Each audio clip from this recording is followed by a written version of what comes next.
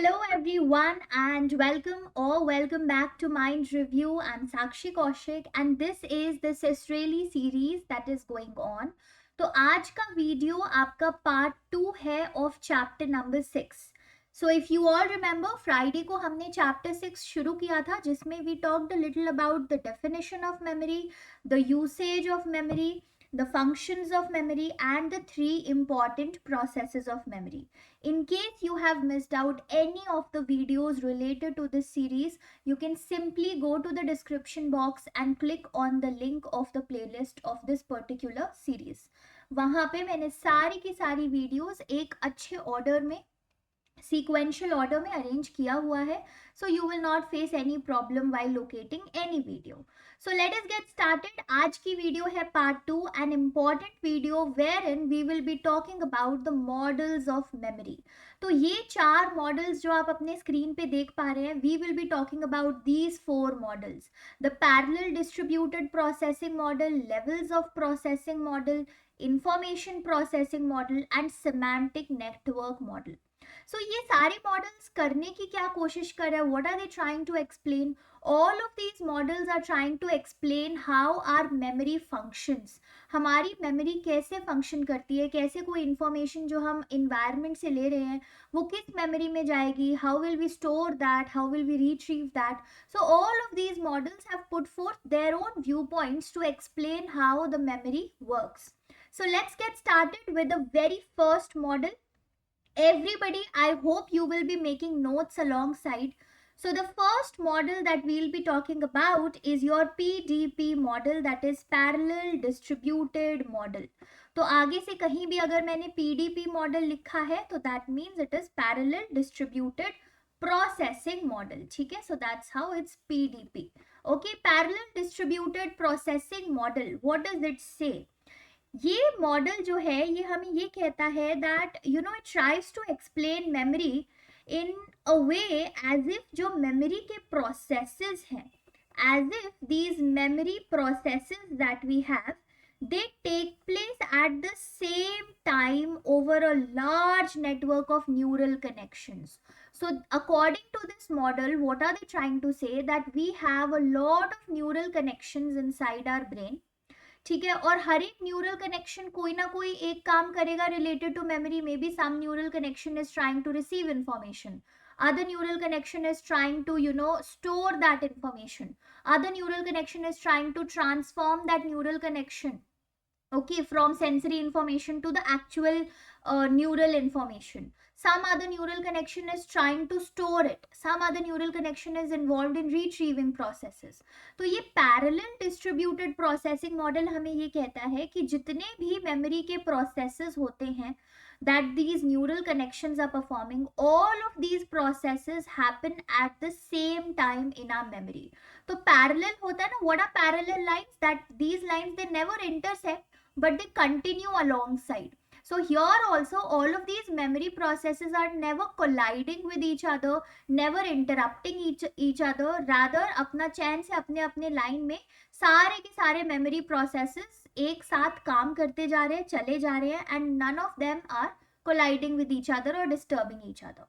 So parallel distributed processing model tries to explain the functioning of memory in this manner कि भाई memory कैसे काम करती है, जितने भी न्यूरल कनेक्शंस हैं जो डिफरेंट मेमोरी के प्रोसेसेस में इन्वॉल्व हैं, वेदर इट इज एनकोडिंग और स्टोरेज और रिट्रीवल और transformation of these signals, whatever the memory processes, all of these memory processes are happening at the same time. ये जो न्यूरल कनेक्शंस है हमारे, इनका बहुत लार्ज नेटवर्क होता है. There is a large network of these neural connections and this large network is functioning at the same time.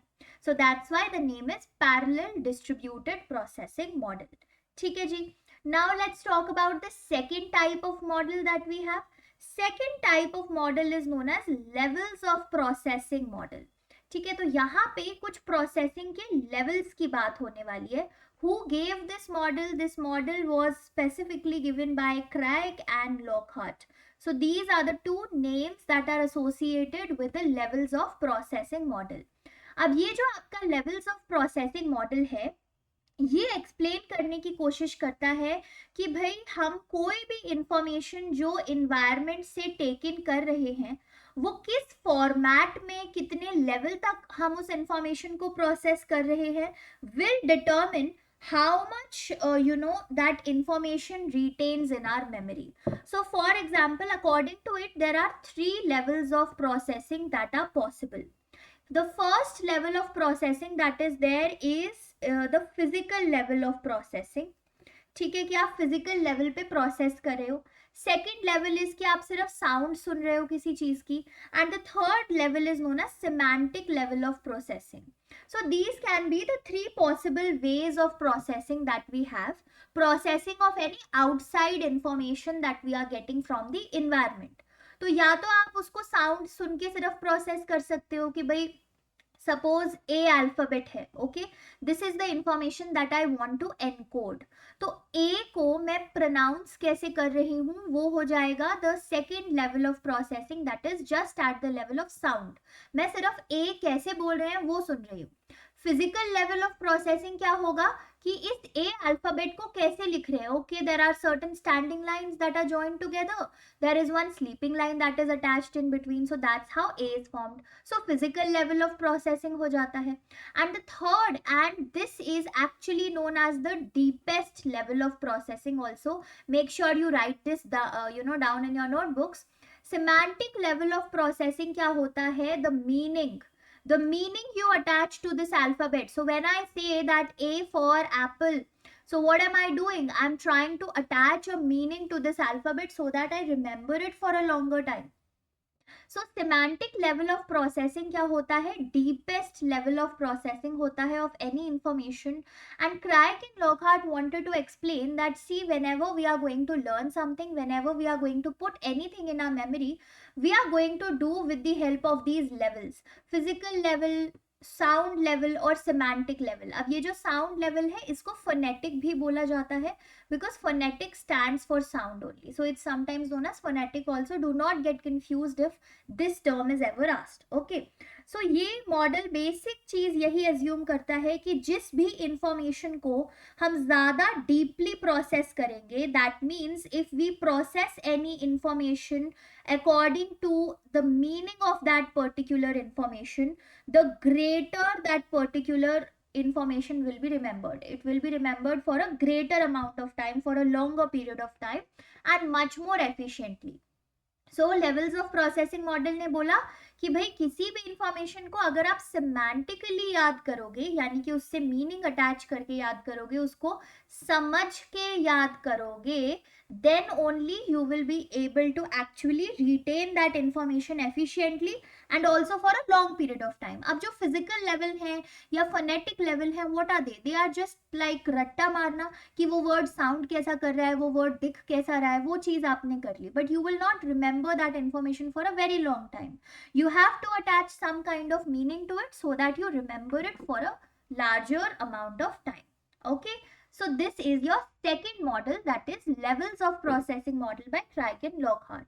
अब जो फर्स्ट मॉडल था वो काफी बेसिक था, उन्होंने इतना ज्यादा डीप वो डेल्व नहीं गए थे, just said that okay parallel distributed processing model है, that whatever memory processes are there, they are happening at the same time parallelly, so hence that is about memory. Second model जो आपका आया levels of processing model, they went a little deeper. उन्होंने थोड़ा deep किया, explain करने की कोशिश की कि कैसे किसी इंफॉर्मेशन को प्रोसेस किया जाए so that that information is retained for a longer amount of time in a memory. Now the third type of model that we have, which is the most famous, most influential model of memory, is known as information processing model. और ये model काफी important भी है exam point of view से. You need to know about it, everything about it. ठीक है, who gave this information processing model? There are two names associated over here.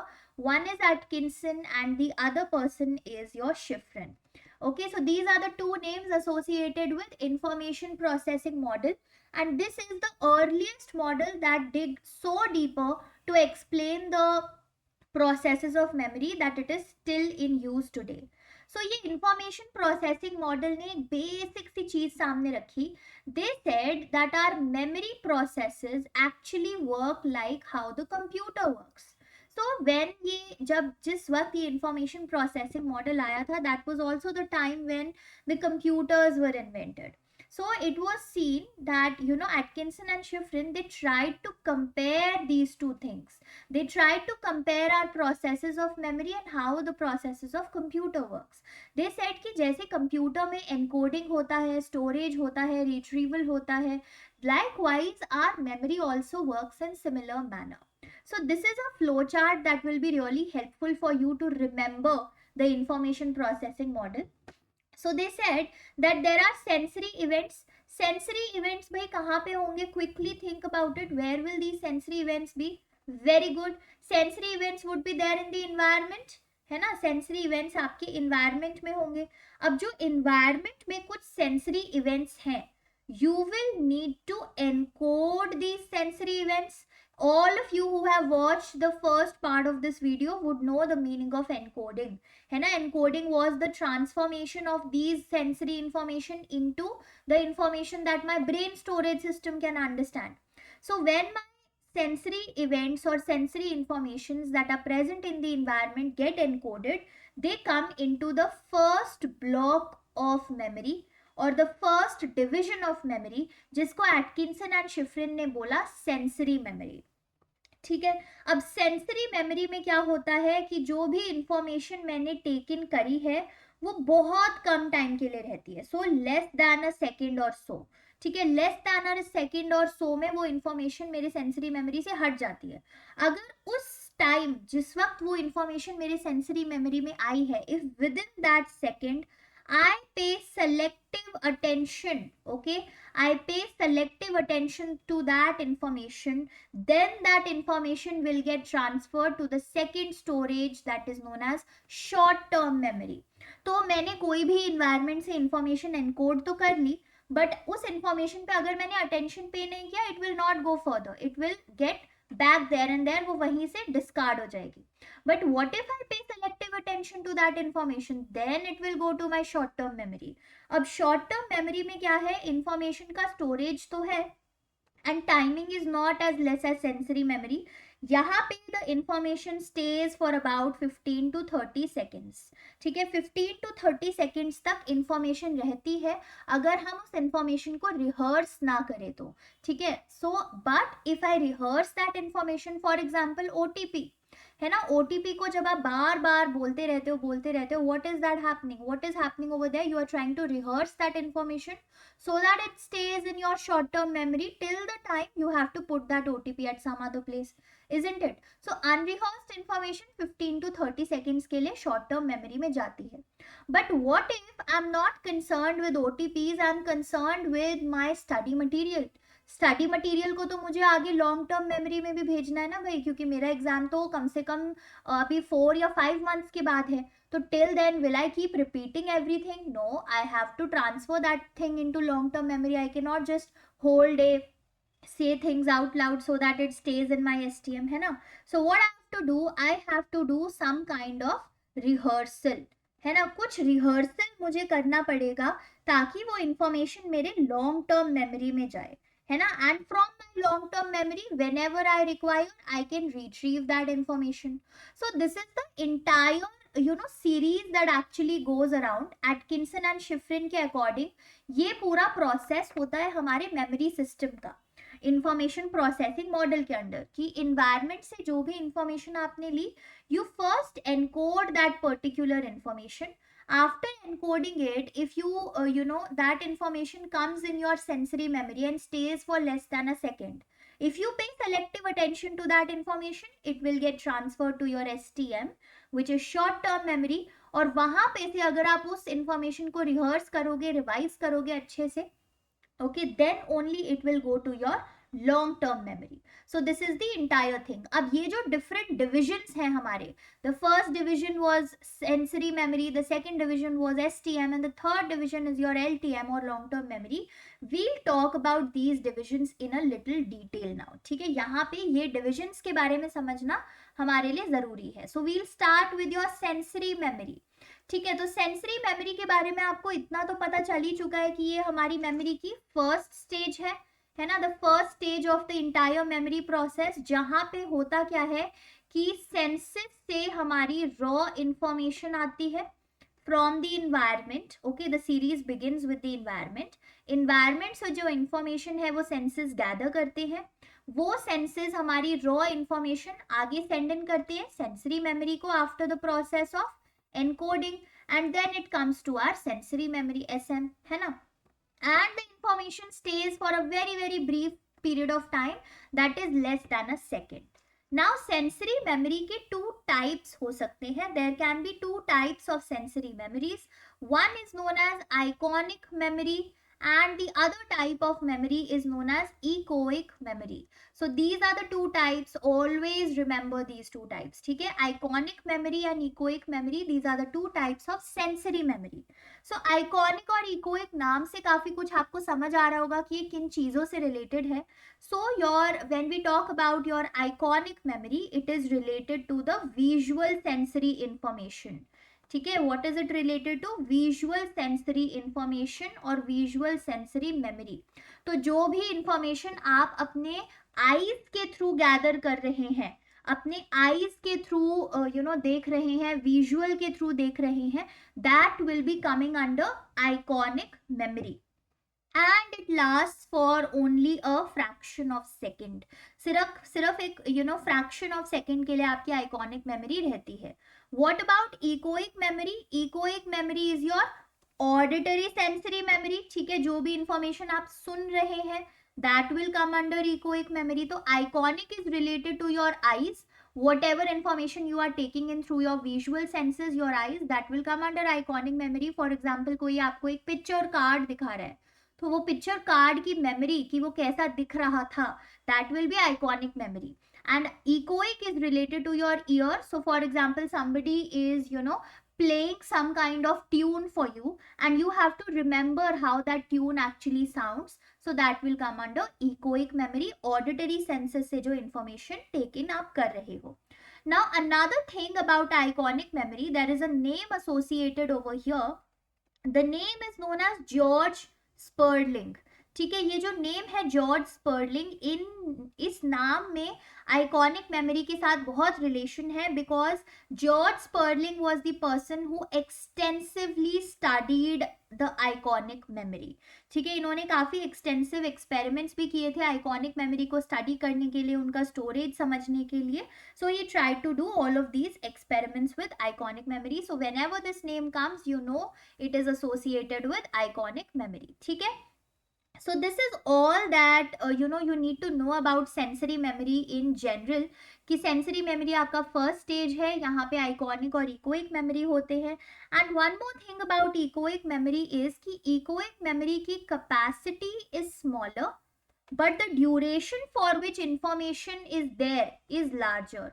So the duration is longer than iconic memory, because iconic memory में तो क्या है, information lasts for a fraction of second, but echoic memory में the information is there for 2 to 4 seconds. So you can try it practically also, that if somebody shows you a picture card and versus somebody makes you hear some kind of tune or some kind of music, you are more likely to remember the tune or music for a longer period of time than you are to remember the pattern of card that was shown to you. That is because echoic memory का जो duration है कोई भी memory रखने का, वो larger होता है as compare to iconic, but the capacity of echoic memory is small. So you cannot learn, or you cannot keep in your memory a lot of tunes together at the same time, because the capacity is not that large, right? So that's about our sensory memory. Let's move on to the second block of memory, the second division or the second stage of memory, जो कि आपका STM है, which is short term memory. ठीक है, so short term memory is your second stage of memory, अगर मैंने selective attention पे कर ली उस इंफॉर्मेशन के टूवर्ड्स जो मेरे सेंसरी मेमोरी में है, only then that particular information will get transferred to my STM, that is my short term memory. So यहाँ पे क्या हो रहा है, this is your memory system, जहाँ पे फिर से ब्रीफ पीरियड ऑफ टाइम के लिए ही इंफॉर्मेशन रहती है. For about 15 to 30 seconds the information will stay over here, and that too when you are trying to do some kind of maintenance rehearsal. तो अगर आप maintenance rehearsal करोगे तभी वो इंफॉर्मेशन 15 to 30 seconds या 30 seconds प्लस के लिए रहेगी ना. What do we mean by maintenance rehearsal? Like OTP को रिपीट करना, that is a maintenance rehearsal. What are you trying to do over here? You are trying to maintain the information somehow. तो vocally आप repeat करे जा रहे हो OTP को, या तो you are doing it out loud so that everyone can hear, और मन में आप उस चीज को repeat करे हो, that suppose the OTP is 3459, so 3459 3459, again and again vocally repeating this information. That is an example of what? An example of maintenance rehearsal, because you are trying to maintain that particular information, you are trying to store that information in your STM. ठीक है. और इस case में क्या होता है, जैसे ही ये मेंटेनेंस रिहर्सल रुकता है, जैसे ही you stop repeating the OTP, the memory also rapidly decays with time and is forgotten very quickly.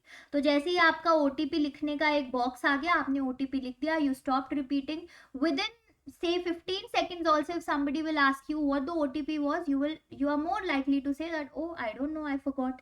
ठीक है. तो मेंटेनेंस रिहर्सल का ये डीमेरिट भी कहा जा सकता है, that whenever you stop rehearsing at this point of time you also forget this information. तो यहाँ पे हम जिसे रट्टा मारना बोलते हैं ना अपने स्टूडेंट्स की लैंग्वेज में, कि रट्टा मारा है, एक रात पहले ऑल नाइटर्स पुल किया है, पूरा पढ़ाई करी है रट्टा मार मार के, I also know the page eight which that particular answer is. तो वो इंफॉर्मेशन क्या है, जब तक आप उसे रट्टा मारते रहोगे तब तक that information will stay in your memory. But as soon as you stop doing that रट्टा मारना, as soon as you stop doing that rehearsal, that information will also go away from your memory. So that is known as maintenance rehearsal, जो एक type का rehearsal होता है that we do so that the information stays in our short term memory.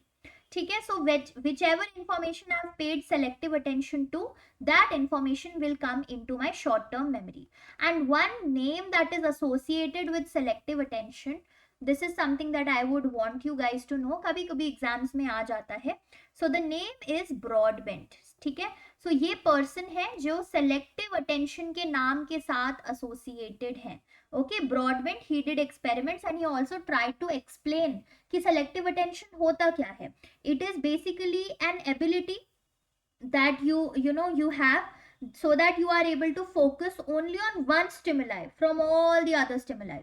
तो for example, आप एक market में हो, ठीक है, मार्केट में बहुत सारे stimuli हैं, यानी कि बहुत सारे लोग हैं, but you are able to pay selective attention and locate where your mother is in the market because of this selective attention only, कि इतनी सारी जो stimuli थी उसमें से आप सिर्फ एक stimuli पे focus कर पाए, that is known as selective attention, and this is how Broadbent also defined it. Okay, so STM में, coming back to your STM और short term memory, short term memory में जब एनकोडिंग होती है, यानी कि जब इंफॉर्मेशन शॉर्ट टर्म मेमोरी में जा रही होती है, so primarily the encoding is auditory in nature. Auditory का मतलब क्या होता है, साउंड के थ्रू वो एनकोडिंग होती है. So like for example you were repeating this OTP, तो आप बार बार इसे बोल बोल के रिपीट कर रहे थे. किसी भी पोयम को रट्टा मार के लर्न करना है क्योंकि अगले दिन वो प्रेजेंट करने है, you will again and again repeat it, say it out loud and then learn it, है ना. तो ऑडिटरी वे में या फिर साउंड के वे में एनकोडिंग होती है शॉर्ट टर्म मेमोरी में. Alright, so that is how your short term memory encoding happens. Now another thing that is related to your short term memory is again coming back to Broadbent only. So the full name of Broadbent is Dr. Donald E. Broadbent. ठीक है. So this is how we say.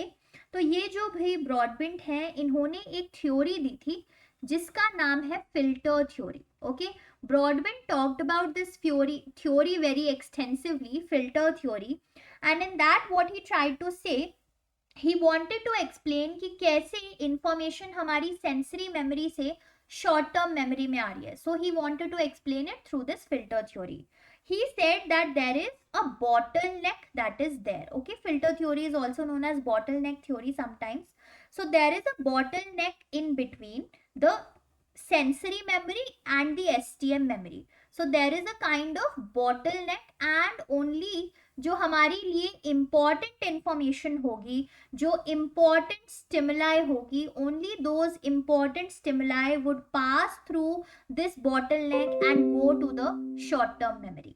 यानी कि there are a lot of stimuli that are coming in, है ना. Sensory memory तो मुझे बहुत सारी स्टिमुलाइज दे रही है. For example in that market there are a lot of people who are present, but उन सारे लोगों में से, उन सारी स्टिमुलाइज में से जो स्टिमुलाई मेरे लिए इंपॉर्टेंट होगी, only that stimuli will come forward, और जो बॉटल नेक है उस स्टिमुलाई, वो उस बॉटल नेक को पार करके मेरे शॉर्ट टर्म मेमोरी तक आ पाएगी. So that's how Broadbent tried to explain that how information travels from my sensory memory to my short-term memory. So he tried to explain it with his filter theory. यहाँ पे filter क्या है? वो filter है bottleneck. कि हमारा एक bottleneck structure होता है that tries to segregate the stimuli. Only the important stimuli would pass through this bottleneck and would transfer from sensory memory to short term memory. और ये इंपॉर्टेंट स्टिमुलाई इनके according कौन सी स्टिमुलाइज है? These are the conscious stimulus, the stimulus that we are aware of, the conscious information. जिस information के बारे में मुझे पता है, सिर्फ वही इंफॉर्मेशन मेरे लिए इंपॉर्टेंट है और वही पास ऑन करेगी बॉटलनेक से. But then there was a demerit of this, या एक चैलेंज किया गया ब्रॉडबेंट को. चैलेंज किस चीज से किया गया? चैलेंज किया गया with this cocktail party effect. ठीक है, sometimes it's also known as cocktail party phenomenon, sometimes it's also known as cocktail party effect. So Broadbent's theory, Broadbent's filter theory और bottleneck theory was actually challenged by the cocktail party effect. Cocktail party effect क्या है? So whenever for example you are in a party, okay, और वहां पे बहुत ज्यादा शोर हो रहा है because there is loud music playing, everybody is singing and dancing and talking to each other, and you are also talking to your friend. So suppose this is you and this is your friend and you guys are talking to each other, और background में बहुत ज्यादा शोर हो रहा है. सो broadband के according तो क्या होगा कि यहाँ पे आप जिस इंफॉर्मेशन को लेके कॉन्शियस हो, सिर्फ वही इंफॉर्मेशन आपकी एसटीएम में जाएगी and you will only respond to that information. So at this moment you are only conscious of what your friend is speaking to you, है ना. तो आपकी STM में सिर्फ वही इंफॉर्मेशन जाएगी. At max you might be conscious about the music that is playing because it is so loud, तो वो आपके कानों में आएगा ही आएगा. बट कहीं पे say for example आप एक टेबल छोड़ के there is somebody sitting and they say your name out loud. So suppose somebody says साक्षी ऐसी है, साक्षी वैसी, okay, suddenly what will happen to me? I'll turn my head in that direction, है ना. एकदम से अपना नाम सुनते ही आप अपना हेड टर्न करोगे कि अरे शायद किसी ने मेरा नाम लिया. ये ब्रॉडबेंट की थ्योरी में तो पॉसिबल नहीं है, बिकॉज ब्रॉडबेंट की थ्योरी में the stimuli that I am consciously aware of will only pass through. But यहाँ पे तो वो स्टिमुलाई भी पास थ्रू हो गई जिसके बारे में मैं अवेयर नहीं थी कॉन्शियसली, एंड वो मेरे पास आनी भी नहीं चाहिए थी, है ना. But what happened? There was party, there was a lot of noise around me. I was not conscious of what the other people are speaking. अभी तक जो उस टेबल पे लोग बैठ के बात कर रहे थे, I was not conscious of what they were speaking at all. मुझे बिल्कुल भी नहीं पता था. But as soon as they say my name out aloud, I become conscious, I become alert and I actively respond. यानी कि मेरी memory में वो इंफॉर्मेशन तो गई है, वो इंफॉर्मेशन तो स्टोर हुई है मेरे एसटीएम में. So that's how the cocktail party effect actually challenged Broadbent's filter theory. ठीक है, ब्रॉडबेंट्स की फिल्टर थ्योरी ने चैलेंज लिया कि अरे ये फिल्टर थ्योरी जो है इस चीज को एक्सप्लेन नहीं कर पाई, that how did this cocktail party effect actually happened. Okay, now we need to remove this challenge, क्योंकि ब्रॉडबेंट की थ्योरी तो कॉकटेल पार्टी इफेक्ट को एक्सप्लेन नहीं कर पाई. So what do we need now? We need another theory that can also explain this cocktail party effect and also explain how information is traveling from my sensory memory to short term memory. तो फिर एक और इंसान आए. The name is Dr. Anne M. Treisman. So there was another person who came into the picture and they gave a theory known as two-stage filtering process. Write it down alongside and make your notes. Okay. Two stage filtering process नाम की फिर एक और theory आई. So a lot of similarities are there in this theory and what Broadbent talked about in the filter theory. But यहाँ पे difference क्या आ जाता है कि Broadbent ने तो simply बोल दिया filter theory में कि भाई एक ही filter है, वो आपका ये bottleneck के shape में है, जो information उस filter से pass through हो जाएंगी, those informations will get into my STM and the information which will not pass through the bottleneck will get discarded or will get decayed. And सिर्फ वो इंफॉर्मेशन उस बॉटलनेक से pass करती है that is conscious in nature, that we are consciously aware of, है ना. But then Treisman said that there is actually a two-stage filtering process, not just one stage. तो पहला फिल्टरिंग कहाँ होता है कि जो इनकमिंग सेंसरी इंफॉर्मेशन आ रही है, ठीक है, there is a lot of sensory information and stimuli that is coming where, that is coming to my sensory memory, the first stage. तो यहाँ पे जो स्टिमुलाई मेरे सेंसरी मेमोरी में आ रही है, these stimuli are also filtered. And how are they filtered? These stimuli are filtered on the basis of their physical characteristics. So physical characteristics in the terms of how they, sound and their physical shape, कैसे लिखे जाते हैं, कैसे दिख रहे हैं, कैसे sound कर रहे हैं, ठीक है. और यहाँ पे जो स्टिमुलाई मैंने सेलेक्ट नहीं की, for example there is some sensory information I could not pay selective attention to probably, और इसलिए वो मेरे सेंसरी मेमोरी में आगे फॉरवर्ड नहीं हुई. So what will happen?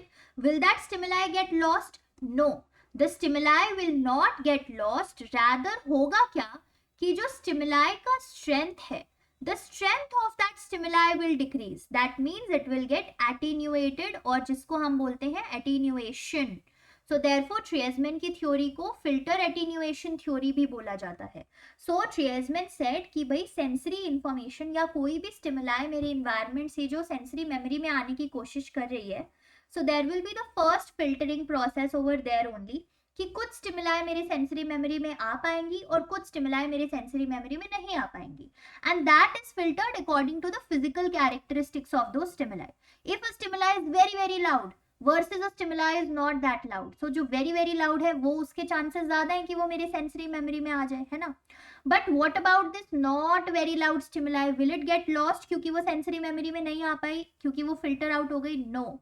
Treisman said कि वो इंफॉर्मेशन लॉस्ट नहीं होगा, वो स्टिमुलाई लॉस्ट नहीं होगा, रादर यहाँ पे बस हुआ क्या है कि स्टिमुलाई की जो स्ट्रेंथ है वो लेस हो गई है. There is lessening of the stimuli strength which is actually termed as attenuation, कि वो सिर्फ स्टिमुलाई की स्ट्रेंथ एटीन्यूएट हुई है. That's all that has happened. The stimuli has not lost. Okay. Now the second filtering process. पहला filtering तो आपकी sensory memory तक इंफॉर्मेशन पहुंचने में हो गया. सेकेंड वाला जो आपका फिल्टरिंग प्रोसेस होता है वो ये होता है कि the stimuli that actually meets the threshold of importance, ठीक है, जो स्टिमुलाई आपका इम्पोर्टेंस का थ्रेशहोल्ड मीट कर जाती हैं, those stimulis are actually processed. So that means कि over here whichever stimulis met this threshold of importance, they get processed further in my short term memory. ठीक है, तो sensory memory में information आ गई. अब सेंसरी मेमोरी में जो information आई जो मेरे थ्रेशहोल्ड ऑफ इंपॉर्टेंस को मीट करेंगी, यानी कि जिनके टूवर्ड्स मैं अपना सेलेक्टिव अटेंशन पे करूंगी, वो इंफॉर्मेशन मेरे STM में आगे चली जाएंगी. They will go to my STM. But what happens to those attenuated stimulis, है ना. एटीन्यूएटेड स्टिमुलाईज जो थी जिनका सिग्नल स्ट्रेंथ कम हो गया था, attenuated stimuli for example coming back to the cocktail party phenomenon, की जो एक टेबल छोड़ के लोग बैठे हुए थे, जो लोग अभी तक बातें कर रहे थे, उनकी बातें मेरे लिए were equivalent to what? Attenuated stimuli, because I was not getting those informations in my STM. But suddenly out of those attenuated stimuli, if there is something that is subjectively important for me, for example my name, है ना, मेरा नाम मेरे लिए subjectively important है, चाहे वो किसी और साक्षी को बुला रहे हो, but for me I associate Sakshi with myself, I associate it as subjectively important. तो उस स्टेज में क्या होगा, वो इंफॉर्मेशन इन अटेन्यूएटेड स्टिमुलाई से पुल आउट हो जाएंगे. That information will be pulled out and that's how I am able to be stay alert at that point of time as soon as somebody says my name out loud, even when rock music, rock concert and loud music is going on.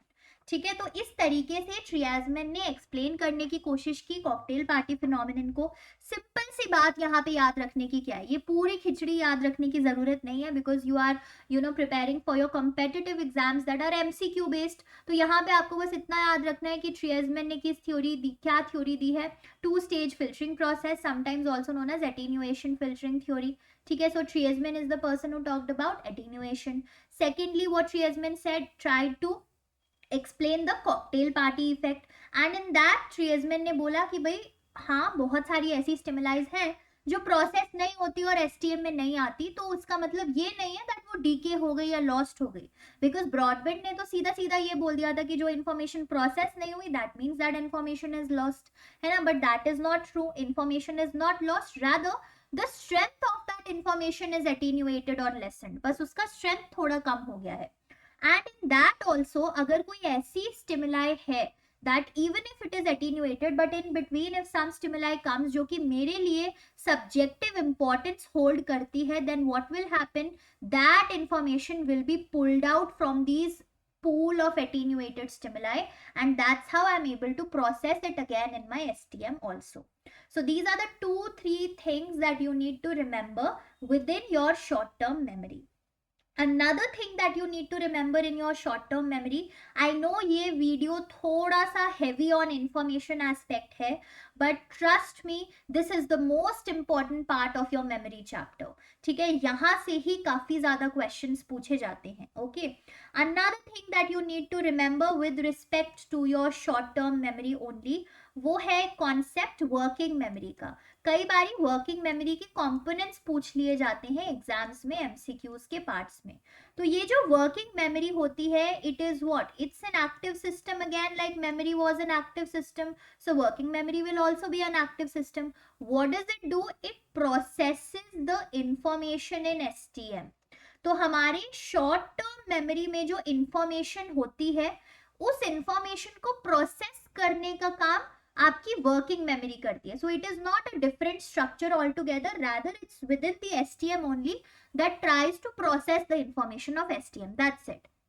और working memory के 3 interrelated systems होते हैं. There are 3 further subdivisions of working memory that help in the processing of information of STM. तो एक first वाला sub division क्या है, उसको हम बोलते हैं विजुओ special sketchpad. So these are the names that you actually need to remember. ठीक है, visual spatial sketchpad. The another division is known as auditory action recorder. ठीक है, auditory action recorder. And the third division is known as central executive. Okay, so these are the 3 divisions of your working memory: visuospatial sketchpad, auditory action recorder and central executive. अब इनका काम क्या है? So just like the work is divided, जैसे हमारी body में cell division होता है ना, अलग अलग बॉडी पार्ट्स, अलग अलग सेल्स अपना अलग अलग काम करते हैं, तो वर्किंग मेमोरी को भी जो प्रोसेस करनी है एसटीएम की इंफॉर्मेशन, उसके लिए उसने अलग अलग डिविजन्स बना दिए. तो जो विजुअल स्पेशियल स्केचपैड है, वो हमारी विजुअल इंफॉर्मेशन को प्रोसेस करता है. So whichever information I am getting through my eyes, visual senses, वो कौन प्रोसेस करेगा? वर्किंग मेमोरी का visual spatial sketchpad. Auditory action recorder, as the name suggest, हमारी जो ऑडिटरी इंफॉर्मेशन है उसको प्रोसेस करने का काम ऑडिटरी एक्शन रिकॉर्डर का है. And what is the central executive doing over here? Central executive is like a boss. ठीक है, सेंट्रल एग्जीक्यूटिव आपका बॉस या आपका मैनेजर कह सकते हो. Not boss, you can say manager, because boss over here will be working memory. Okay, so you can say central executive is like your manager. So what is it doing? It is controlling and also at the same time it is coordinating. किनको control कर रहा है, किनको coordinate कर रहा है? It is controlling the auditory action recorder and it is also controlling the visuospatial sketchpad. Okay, so central executive का काम है to control and coordinate these two systems, the visual spatial sketch pad and the auditory action recorder. तो इनको control करना, इनके काम को coordinate करने का काम किसका है? सेंट्रल एग्जीक्यूटिव का।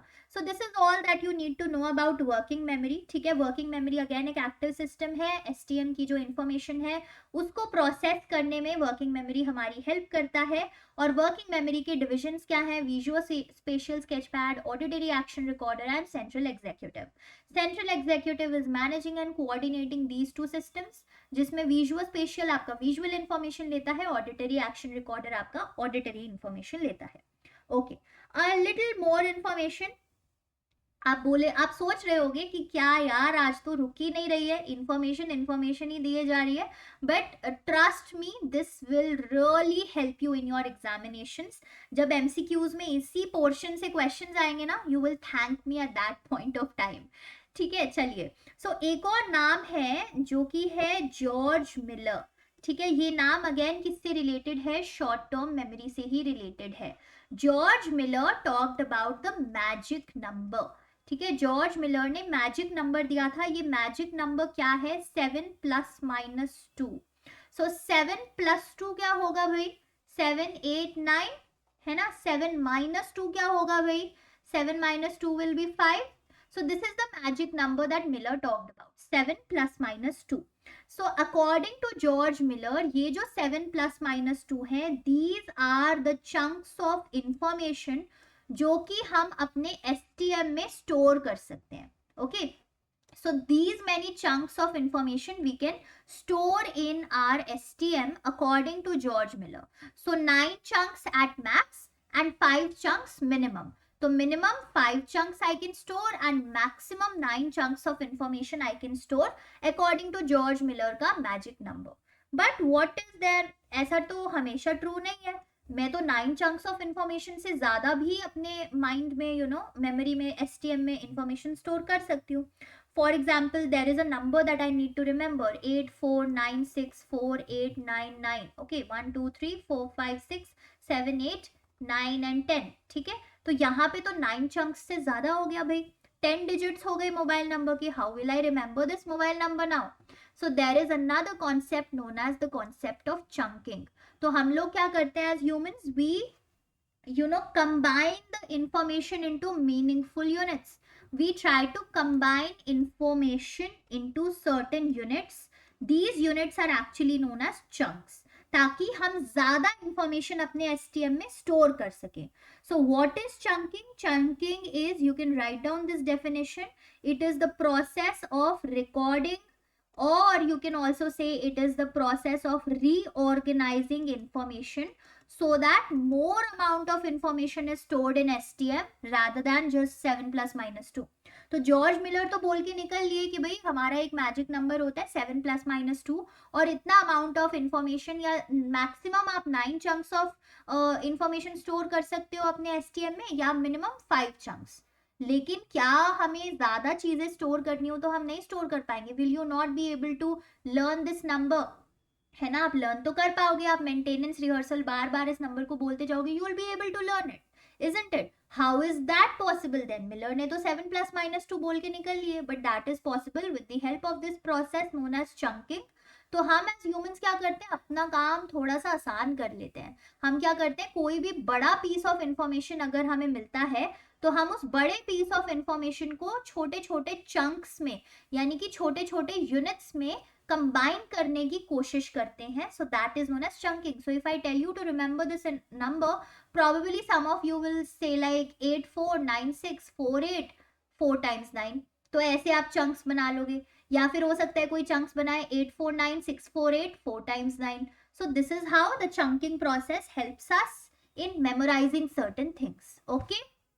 चलिए, तो ये सारी बातें हमने अभी तक जो की है वो शॉर्ट टर्म मेमोरी की है. Just have a quick glance at what all we have talked about. We talked about your maintenance rehearsal, then Broadbent का filter theory, जिसको challenge किया कॉकटेल पार्टी इफेक्ट ने. कॉकटेल पार्टी इफेक्ट को explain किया Treisman की attenuation theory ने या two stage filtering process ने. Then we talked about this concept of working memory that is there and the three components of working memory. And finally we talked about George Miller versus chunking, है ना. चलिए, so that is all about your short term memory. Now let us also talk about the third division. भाई third division को नहीं भूलना, सबसे important division है ये. तो ये ना हो तो एग्जाम्स में इंफॉर्मेशन कैसे निकल के आएगी. So this is known as your long term memory. तो लॉन्ग टर्म मेमोरी अगेन हमारी मेमोरी का एक सिस्टम है. इफ यू ऑल रिमेंबर, अभी तक हम इंफॉर्मेशन प्रोसेसिंग मॉडल ही कर रहे हैं. Okay, so there was a reason why in the beginning I said that information processing model is the most influential model of all, because it has actually it has actually managed to explain all the concepts of memory in a very detailed manner. So long term memory एक वो storage system है memory का जिसकी according to Atkinson and Shiffrin there is infinite capacity, यानी कि आप जितनी चाहे इंफॉर्मेशन अपने LTM में डाल सकते हो. एंड इनफाइनाइट ड्यूरेशन ऑल्सो, यानी कि you remember the thing that is there in your LTM for a lifetime. हो सकता है कभी कभी रिट्रीव करने में उस मेमोरी को दिक्कत आए because you have not been revising it very frequently, but once any memory is there in your long term memory that stage there for a lifetime. और यहाँ पे जो रिहर्सल होता है उस रिहर्सल का नाम होता है इलैबोरेटिव rehearsal.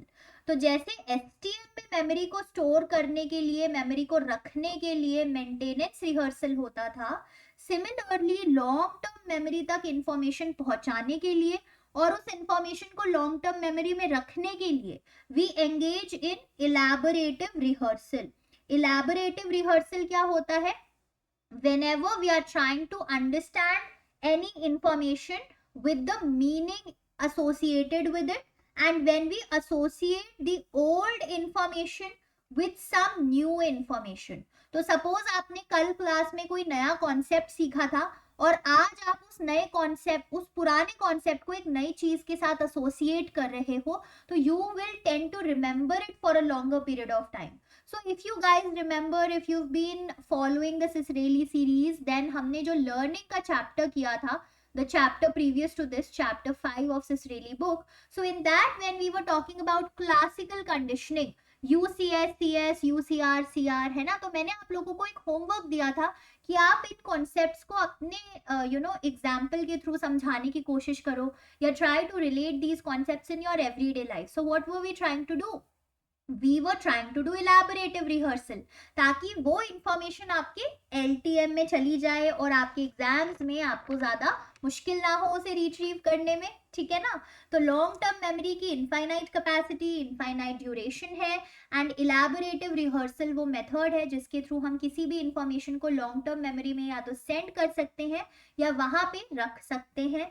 What is elaborative rehearsal? When I am trying to connect an old information with some new information. तो कोई भी नई चीज को मैं याद कैसे कर रही हूँ? with the help of associating it with something that I already know about. ठीक है, या उसका मीनिंग समझ के मैं उस चीज को समझ रही हूँ. so that is long term memory. now there are also types of long term memory that we will have to know about. ठीक है, आपको ये पता होना चाहिए कि different types of long term memory क्या होते हैं. let's see. okay, so when we talk about LTM can be divided into two parts. एक पार्ट होता है आपका declarative memory. Okay, this is known as declarative memory, and the another part of LTM is known as non declarative memory. ठीक है, non declarative memory. अब ये जो declarative memory है इसको हम लोग एक्सप्लिसिट मेमोरी भी बोल देते हैं, और जो नॉन डेक्लेरेटिव मेमोरी है इसको हम लोग इम्प्लिसिट मेमोरी भी बोल देते हैं. So these are the names that you need to know. अगर कभी इंटरचेंजेबली पूछे गए तो आपको पता होना चाहिए कि भाई एक्सप्लिसिट मेमोरी यानी कि डेक्लेरेटिव, इम्प्लिसिट यानी कि non declarative memory, and these are the two parts of LTM. Now what do we mean by these memory types? तो डेक्लेरेटिव मेमोरी या एक्सप्लिसिट मेमोरी हमारी वो मेमोरी इंक्लूड करती है, वो इंफॉर्मेशन इंक्लूड करती है, information that is actually conscious, information that is known to us. सो ऐसी कौन सी इंफॉर्मेशन है जिसके बारे में आप कॉन्शियस हो, जिसके बारे में आप नोन हो? So maybe one such information is कि अरे अगर कोई साइकोलॉजी का एग्जाम आ रहा है, एक टॉपिक समझ नहीं आया, तो माइंड रिव्यू का यूट्यूब चैनल है, I can go on and search. ठीक है, तो okay, so that is a conscious information for you. Another conscious information could be कि सन कहाँ से राइज करता है, वी ऑल नो ईस्ट से राइज करता है, सो that is also conscious information. तो ये जो ऐसी इंफॉर्मेशन है जिनके बारे में आप कॉन्शियस हो, जिनके बारे में आप अवेयर हो, you know about that information, that information makes part of your declarative memory, और इसीलिए इसका नाम एक्सप्लिसिट है. आप एक्सप्लिसिटली इस इंफॉर्मेशन को बता सकते हो. अगर कोई आपसे पूछेगा कि where does the sun rise from, you'll quickly say it rises from the east. Where does it sets, you'll quickly say where does it set, है ना. तो that's why declarative memory is also known as explicit memory. Whereas आपका जो non declarative memory है, यहाँ पे वो information include होती है जिसके बारे में you are not conscious, information you are not conscious about. ठीक है, so you are not conscious about these information. ऐसी कौन सी इंफॉर्मेशन हो सकती है भाई जिसके बारे में आप कॉन्शियस ही नहीं हो? तो फॉर एग्जाम्पल हैबिट्स. अब कई लोगों की आदत होती है कि यू नो एक चीज एक पैटर्न में ही करना है, तो at that point of time they do not remember it कि अच्छा ये ऐसे करना था तो मैं ऐसे करता हूँ. No, that has become a habit, they automatically do it. सुबह उठ के ब्रश करना आप याद नहीं रखते कि ब्रश तो करनी है, ब्रश करनी है सुबह उठ के, you do not revise it and then get up and do that brush, है ना. That has become a habit, है ना. या फिर कोई processes like walking, processes like riding a bicycle. Okay, initially you do learn how to ride a bicycle, but later on अगर कुछ साल बाद आप उस चीज को करोगे तो you do not have to recall it again, you do not have to learn how to do it again. Walking है तो every day you do it, this walking easily, है ना. आपको कोई सिखाता नहीं है हर दिन कि आपको कैसे चलना है. सो ये जो मेमोरीज हमारी होती हैं related to the habits, related to the walking, related to bicycle riding, car driving, Scooty driving, all of these memories come under non declarative memory. तो ये लॉन्ग टर्म का तो पार्ट है बिकॉज हमारे माइंड में ये लॉन्ग टर्म तक memory रहती है. But this is non declarative और इम्प्लिसिट, क्योंकि इम्प्लिसिट का मतलब ही क्या होता है, हिडन, है ना. हिडन सी है या अनकॉन्शियस लेवल पे है. हम एवरीडे इसके बारे में कॉन्शियस नहीं होते कि वॉक करेंगे तो लेफ्ट पैर आगे, राइट पैर आगे, देन लेफ्ट आगे, देन राइट आगे. We are not conscious about it. So that's why this memory is kind of a hidden memory. And also we can not describe them easily. इनको describe करना easy नहीं है. Okay, one can not describe these memories. So if I ask you how do you work, है ना, तो आप मुझे explain तो कर दोगे कि भाई पहले ऐसे पैर आगे रखते हैं फिर दूसरा, बट आप बड़ा मुश्किल से एक्सप्लेन कर पाओगे.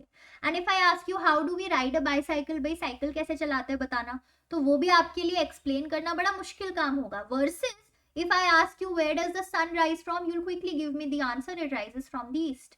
So therefore जो declarative memory या explicit memory होती है, जो conscious है, जो known है, उसको describe करना easy होता है.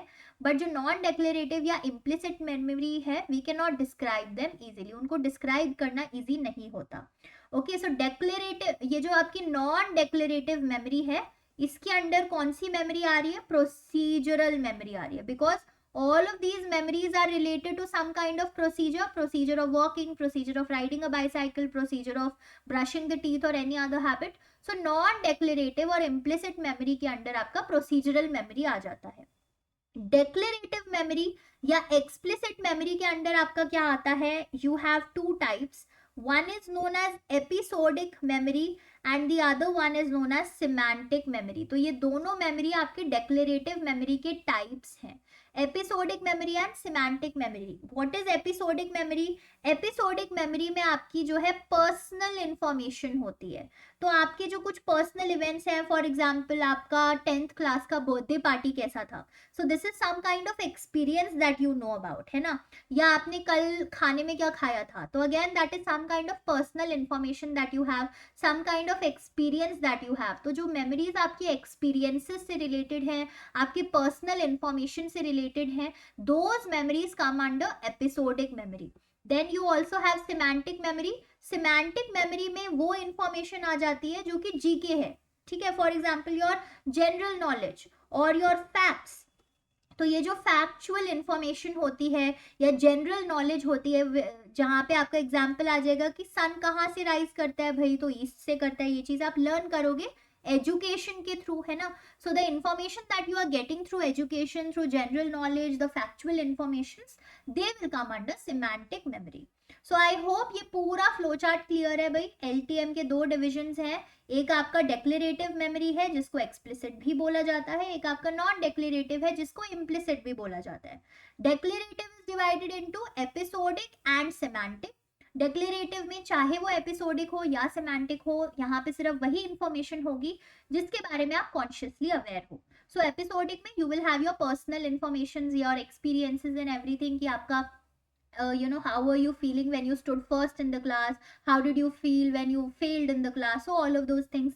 Semantic में आपके जीके फैक्चुअल इन्फॉर्मेशन, वो सारी इन्फॉर्मेशन जो आप अपने एजुकेशन से लर्न करते हो, जो आप अभी लर्न कर रहे हो, ठीक है.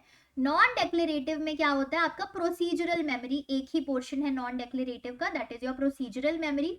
सो यहाँ पे वो इंफॉर्मेशन होती है that you are not consciously aware of.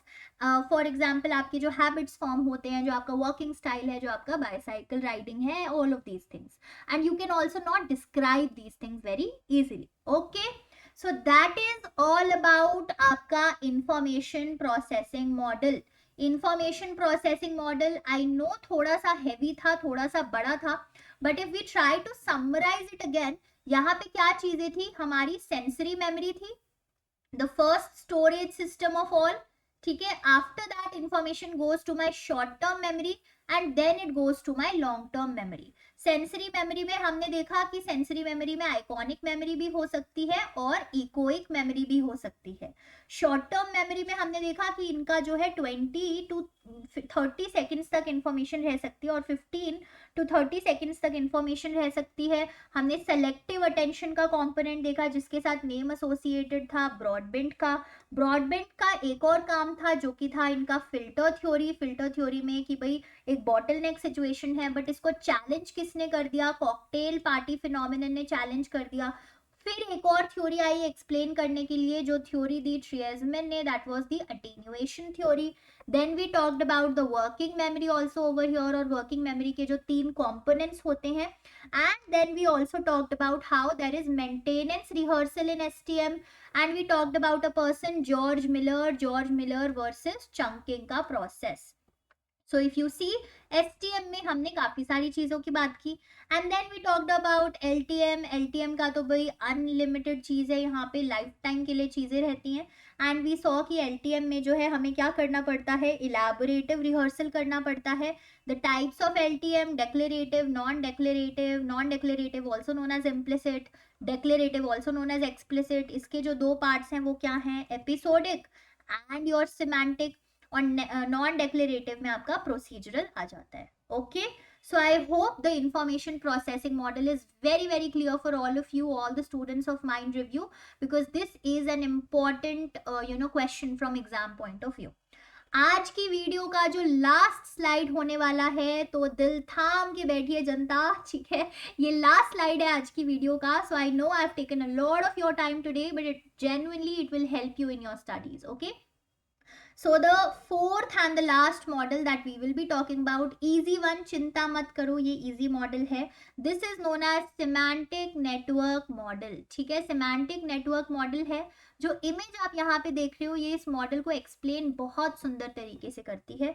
Semantic network model के बारे में किसने बात की है, Collins and Quillian. Okay, these two people have talked about semantic network model extensively 1969, Collins and Quillian. Okay, तो ये कैसे एक्सप्लेन करने की कोशिश करते हैं मेमोरी ऑर्गेनाइजेशन को भाई. दे बेसिकली अज्यूम कि हमारी जो ब्रेन है उसमें इंफॉर्मेशन स्टोर्ड होती है ना. इंफॉर्मेशन स्टोर्ड है हमारे ब्रेन में, और ये जो इंफॉर्मेशन स्टोर्ड है वो एक ऐसे मैनर में कनेक्टेड है कि जो कॉन्सेप्ट्स एक दूसरे से रिलेटेड हैं, they are stored physically closer to each other. तो you can say the related concepts, they are stored physically closer to each other. Okay, physically closer to each other. All right, okay, stored. ठीक है ना. तो semantic network model ने क्या बोला भाई कि ब्रेन में इंफॉर्मेशन स्टोर्ड होती है, और ये इंफॉर्मेशन कैसे स्टोर्ड होती है, जो कॉन्सेप्ट्स हमारे रिलेटेड होते हैं वो कॉन्सेप्ट्स ब्रेन में physically closer to each other store होते हैं, और जो कॉन्सेप्ट्स अनरिलेटेड होते हैं, ज्यादा रिलेटेड नहीं होते, वो एक दूसरे से दूर स्टोर होते हैं. Example is this image. इस इमेज को देखोगे तो सब समझ आएगा. तो फिजिकली क्लोजर कौन से आप यहाँ पे देख पा रहे हो कॉन्सेप्ट्स जो फिजिकली क्लोजर स्टोर्ड हैं. For example farm is there. Farm के क्लोज बाय क्रॉप्स है. क्रॉप्स के ज्यादा नजदीक क्या है, कॉर्न और व्हीट. फिर फार्म से एक और चीज रिलेटेड होती है, मशीन्स. मशीन के ज्यादा क्लोज कौन है, ट्रक और tractor.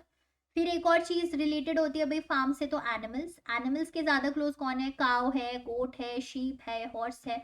So basically semantic network model के अकॉर्डिंग हमारे ब्रेन में जो भी इंफॉर्मेशन मेमोरी में स्टोर्ड होती है वो एक नेटवर्क के फॉर्म में स्टोर होती है. और वो नेटवर्क अरेंज कैसे होता है कि जो कॉन्सेप्ट्स एक दूसरे से ज्यादा रिलेटेड होंगे वो ज्यादा पास में स्टोर होंगे. तो जैसे एक फार्म मेरे मन में कॉन्सेप्ट है, तो फार्म कॉन्सेप्ट से क्या क्या चीजें रिलेटेड है, मशीन रिलेटेड है. फार्म्स में मशीन यूज होता है, क्रॉप्स ग्रो होता है, एनिमल्स होते हैं वहां पे, है ना.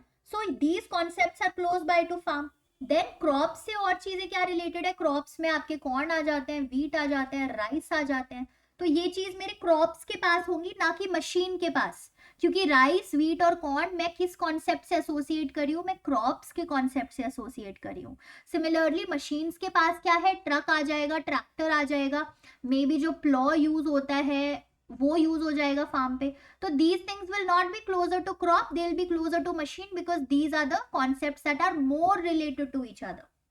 सिमिलरली एनिमल्स में मैं काउ, गोट, शीप, हॉर्स, इन एनिमल्स को एसोसिएट करूंगी. अब काउ, गोट, शीप, हॉर्स ये तो फार्म से एसोसिएटेड है, तो मैंने क्रॉप्स के साथ क्यों नहीं लिखे, because in my mind the concepts of cow, goat, sheep, horse are more associated with the term animal than crops. तो therefore semantic network model ने बहुत ही सरल तरीके से एक्सप्लेन करने की कोशिश की है कि भाई कोई भी इंफॉर्मेशन हमारे ब्रेन में स्टोर्ड होती है एक नेटवर्क फैशन में, एक नेटवर्क के तरीके से, and that network is formed according to which concept is related to each other. जितना ज्यादा कोई कॉन्सेप्ट एक दूसरे से रिलेटेड होगा उतना ही फिजिकली क्लोज बाय वो स्टोर होगा. तो सपोज मैं आपको बोलती हूँ कि एप्पल. एप्पल के बाद नेक्स्ट वर्ड बताओ, तो you are more likely to say to say the name of a fruit only as compare to say exam और as compare to say water, है ना.